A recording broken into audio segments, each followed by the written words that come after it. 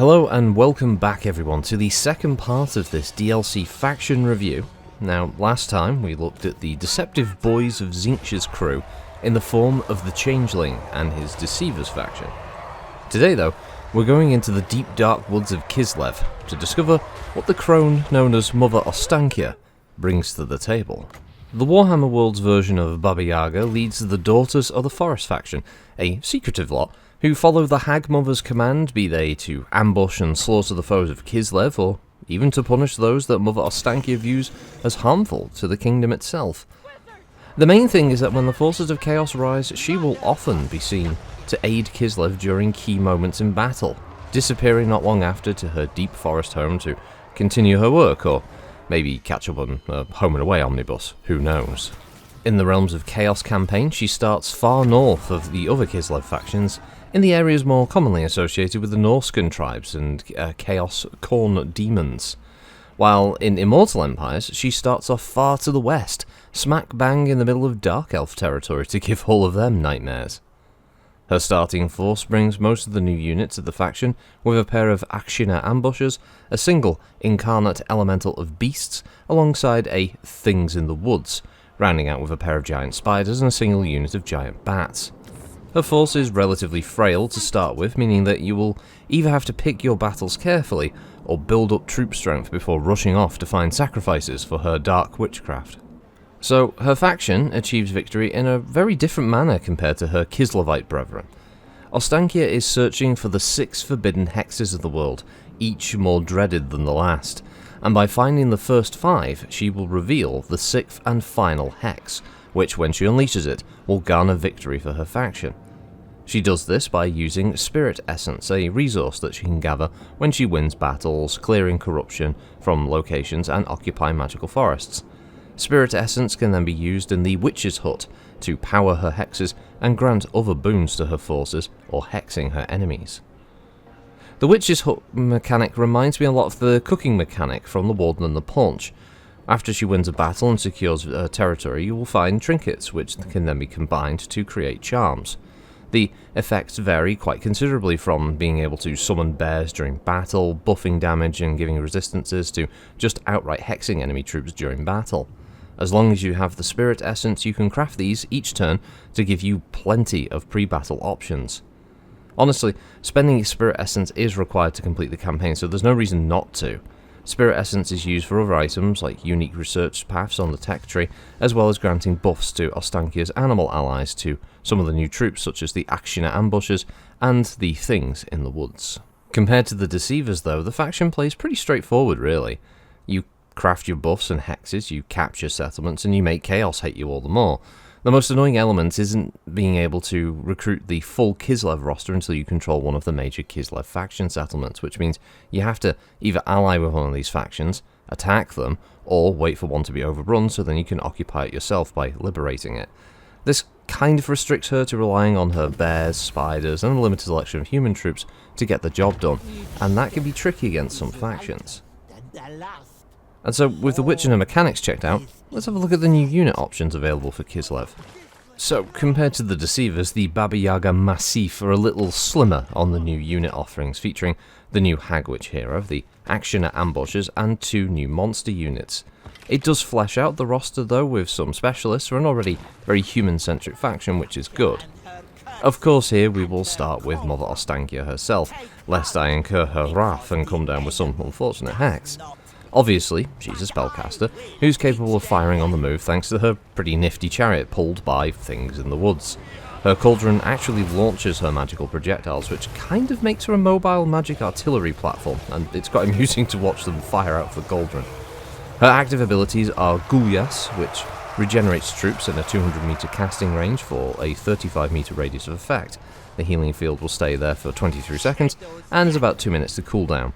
The actual healing equates to about 0.8% of health a second, and gives a +4 leadership bonus as a side effect. I assume the leadership buff is the high that people get from the concoctions she's just fed them. She also has Spirit Bear, which is a magic missile attack that causes 500 range damage, 30% of that damage being armor piercing.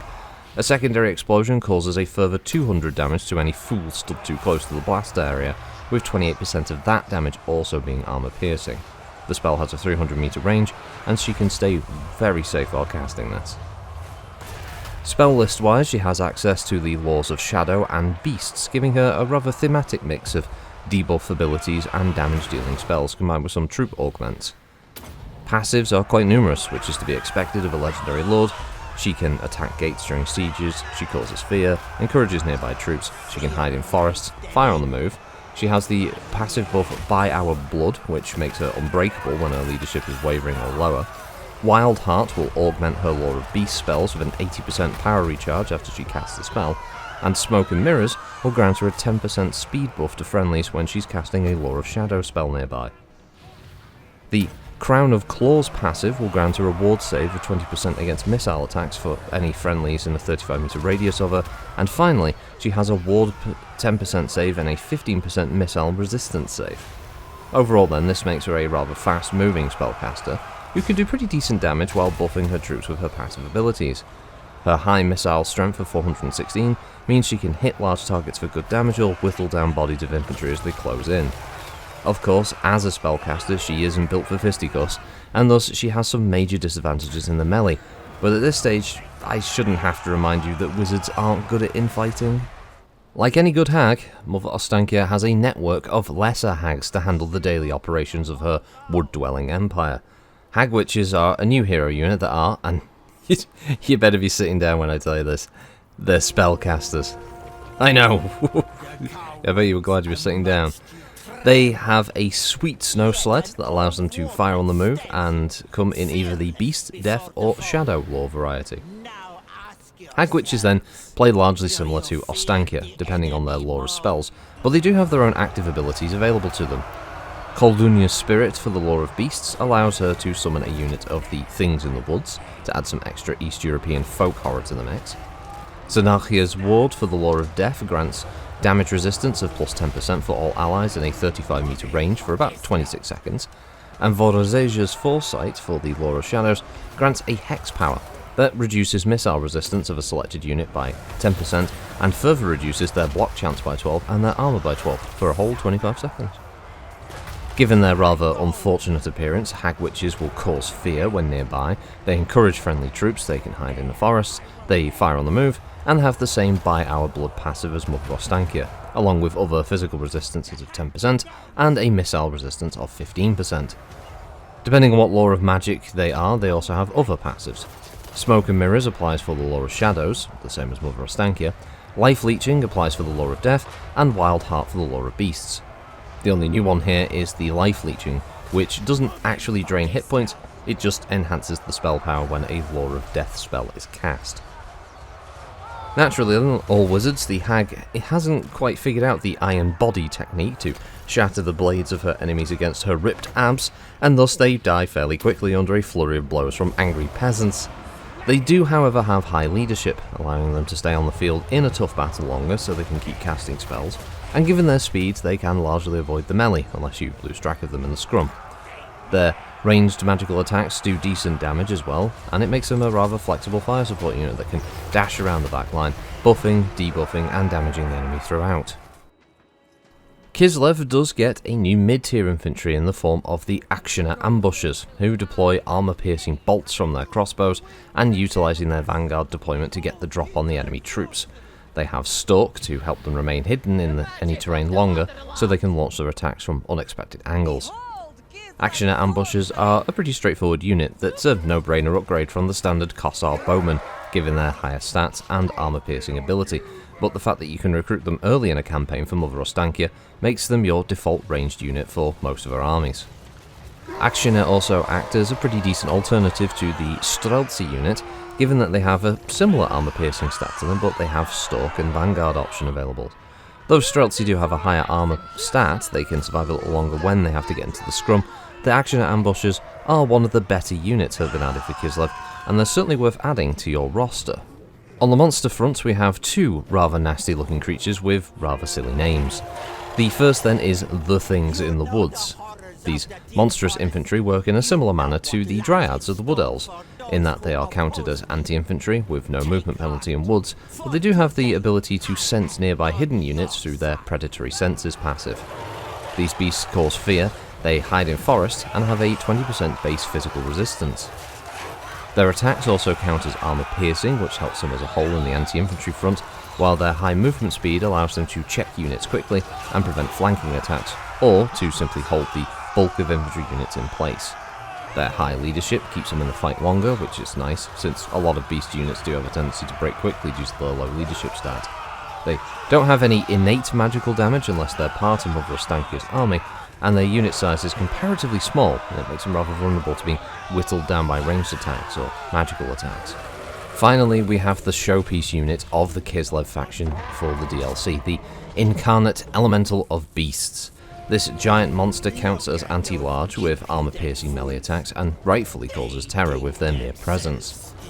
As a muscular giant with a skull for a head, these things can smash gates during sieges, they cause fear and terror, hide in forests, and have the innate ability to cast Flock of Doom against troops to cause damage over time.